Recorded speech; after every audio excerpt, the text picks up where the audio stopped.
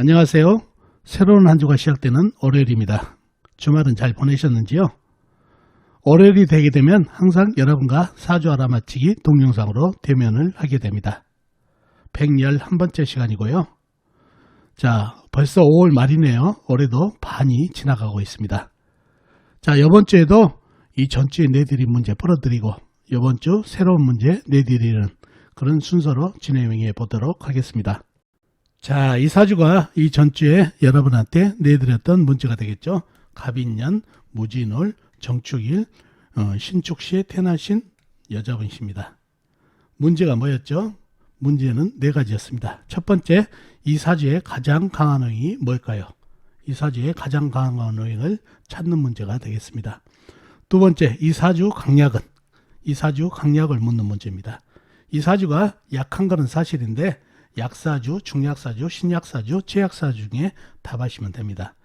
자, 이렇게 디테일하게 나누는 이유는 앞으로 여러분 사주 공부할 때 사주가 강하다 약하다 이렇게 뭉뚱그려서 하지 마시고 사주 강약을 디테일하게 잡는 연습을 하시면 좋겠어요.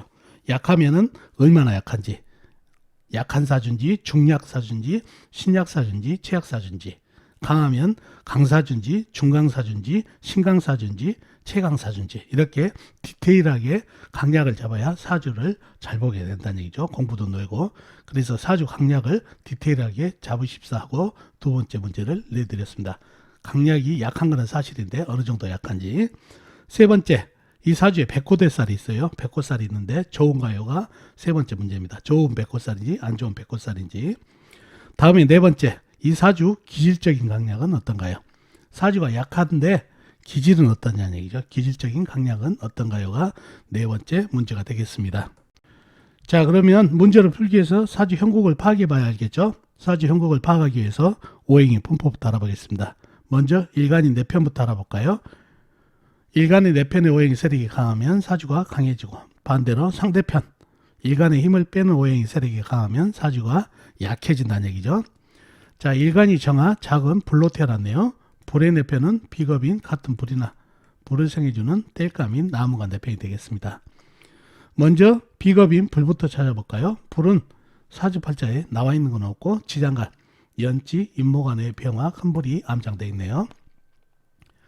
다음에 불을 생해주는 땔감인 나무를 찾아볼까요? 인성인 나무는 연간의 간목, 그 다음에 연지의 임목, 큰 나무가 있습니다. 그리고 다른 데는 없고 지장간, 월지, 진토 안에 을목, 작은 나무가 암장되어 있네요. 자, 그러면 내 편이라고는 간목, 임목뿐이다 보니까 사주가 약해질 가능성이 있는 사주팔자가 되겠습니다. 다음에 상대편도 한번 찾아봐야 되겠죠. 일간의 힘을 빼놓은 뭔가요? 식상, 일간이 생하면서 힘받고, 재성, 일간이 극하면서 힘받고, 관성, 일간이 나를 극하니까 일간이 힘이 약해지는 이 세 가지가 상대편 오행이 되겠습니다. 식상은 뭔가요? 불이 생해주는 오행이니까 흙, 재성은 쇠, 관성은 물이 되겠습니다. 먼저 식상인 흙을 찾아볼까요? 흙은 월간의 무토, 월지의 진토, 큰흙, 광활한 대지가 있습니다. 그리고 일지, 시지의 축토, 작은 흙이 있네요. 그리고 다른 데는 없고 지장간, 연지, 임목간의 무토가 암장되어 있네요. 다음에 재성인 쇠를 찾아볼까요? 쇠는 시간에 신금, 작은 쇠가 있습니다. 그리고 다른 데는 없고 지장간, 축토 안의 신금, 축토 안의 신금이 암장되어 있습니다. 자, 그러면 상대편의 세력이 대단하죠.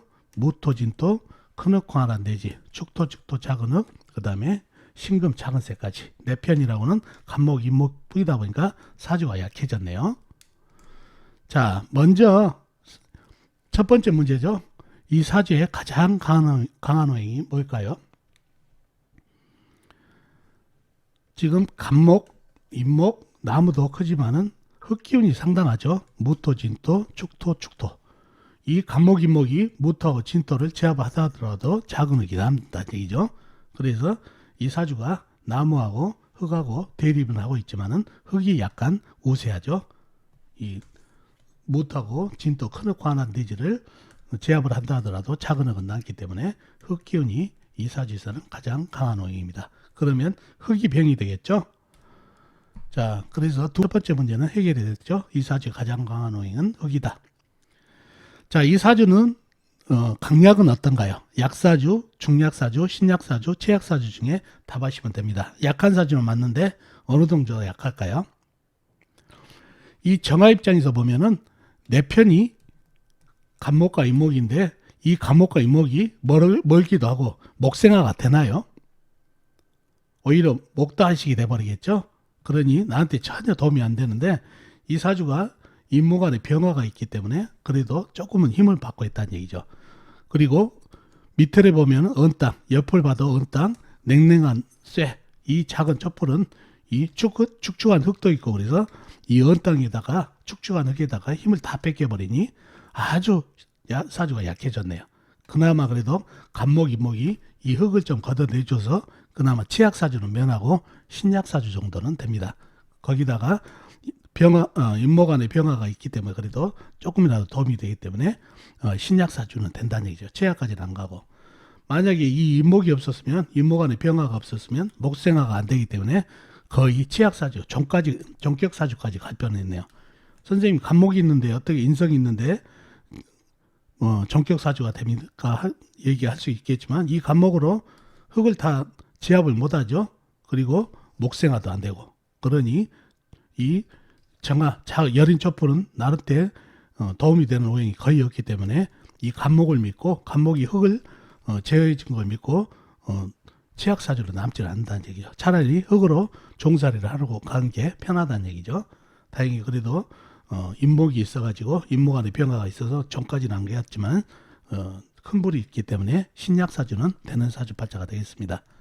그래서 이 사주는 약사주, 중약사주, 신약사주, 치약사주 중에서 신약사주는 됩니다. 이유는 임목 안에 병화가 있기 때문에 그리고 간목, 임목이 흉한 흙기운을 어느 정도 제압을 해주기 때문이죠. 자, 그러면 용신은 뭔가요? 용신은 임목이 되겠죠. 임목 안에 병화도 있고 병화가 있기 때문에 이 정화도 조금이라도 힘을 받고 있고 그 다음에 임목이 이 사주에 강한 흙기운을 제압을 해주고 있기 때문에 임목 용신이 되겠습니다. 자, 희신은 운에서 오면 좋은 거는 큰 나무도 좋겠습니다. 큰 나무가 목생화는 안 되지만은 이 많은 흙들을 제어해 주니까 일간이 힘을 쓸 수가 있다는 얘기죠. 그리고 작은 나무가 오게 되면 작은 나무도 희신이 되겠네요. 을목이나 묘목은 목생화가 되죠. 작은 나무이기 때문에 작은 불에 목생화가 되기 때문에 희신이 되겠습니다. 그래서 작은 나무, 큰 나무 모두 나무가 희신, 운에서 오면 좋은 그런 사주가 되겠습니다. 세 번째 문제가 있죠. 이 사주에 백꽃살이 있는데 좋은가요가 문제였죠. 백꽃살이 어디 있죠? 무진백꽃, 정축백꽃가 있네요. 이 백꽃살이 좋은가요? 백꽃살은 일단 피를 흘리는 살이라고 해서 좋지가 않죠. 근데 사주에 일간이 나한테 사주팔자에 좋게 작용하면 그 작용력이 나쁘지가 않은데 이 사주에서는 어떤가요? 무토, 진토, 축토 이 흙기운이 너무 강해가지고 사주가 병이 됐죠. 흙이 병이 됐다는 얘기죠. 내 힘을 빼가는 아주 무서운 녀석이에요. 그게 백호로 잡혀 있으니 좋지가 않은 백호대살이 된다는 얘기죠. 그래서 백호대살의 흉인, 사고수, 수술수를 매우 조심해야 되고 또 이게 백호가 식상으로 잡혀 있죠. 흙이 불에게는 식상이잖아요. 이게 건강 또 수명이 됩니다. 그러니 건강 수명에도 매우 조심해야 될 그런 백호살로 작용하기 때문에 이 백호대살은 좋지가 않은 백호대살이 되겠습니다. 마지막 문제로 이 사주 기질적인 강약은 어떨까요? 사주가 신약한 사주면은 원래 성격 기질이 약하다는 얘기죠. 근데 이분은 약한가요? 아니죠. 첫째, 식상이 상당히 강하죠. 식상이 강하게 되면 강기질을 가지고 있고 또 무진백호, 정축백호, 백호살이 있게 되면 또 특히 월주에 무진백호가 있게 되면 백호격이 된다는 얘기죠. 백호격이 월주에 있으면 격이 되면 백호살이 더블로 작용한다는 얘기예요. 그러니 이 백호살이 있으면 성격이 강해진다는 얘기예요. 살이 많기 때문에. 그 다음에 화개살이 중중하죠. 흙이 다 화개살이니까. 이 천간에 있는 무토까지 화개살이라는 얘기죠. 그리고 역마살 발달. 그래서 이 사주는 식상 발달, 그 다음 백호살, 화개살, 그 다음 역마살 이런 살기운이 강해가지고 기질이 아주 강한 기질을 가지고 있습니다. 그래서 사주는 신약하지만 기질적으로는 아주 기질적으로 신강한 그런 사주팔자입니다. 그래서 이 사주가 신약하기 때문에 기질도 약하다고 보시면 안 된다는 얘기죠. 항상 기질적인 강약도 잡는 그런 습관을 가지시면 좋겠습니다. 자, 이렇게 전주에 내드린 문제를 풀어봤습니다. 자, 이렇게 전주에 내드린 문제 풀어드렸고 이번 주 새로운 문제 내드리도록 하겠습니다. 이 사주인데요. 경자년 김여월 개축일 신유시에 태어나신 분 사주입니다. 다시 한번요. 경자년 김여월 개축일 신유시에 태어나신 분 사주입니다. 자, 문제는 뭘까요? 이번 주 문제도 4가지가 되겠습니다. 첫 번째, 이 사주 학문성이 어떤가요? 이 사주 학문성이 어떤지를 묻는 문제가 되겠고, 두 번째, 이 사주 관인상생이 되나요? 사주에 관인상생이 있는데 관인상생이 제대로 되는지를 묻는 문제가 되겠습니다. 세 번째, 이 사주 학문이 좋은지 기능이 좋은지, 일반 공부가 좋은지 기능성이 좋은지 묻는 문제가 되겠습니다. 마지막 네 번째는 만약 기능이 좋다면 어떤 분야가 좋은지를 묻는 문제가 되겠습니다. 이 4가지가 이번 주 여러분한테 내드린 문제가 되겠습니다. 자, 이렇게 전주에 내드린 문제도 풀어드렸고 이번 주 새로운 문제도 내드렸습니다.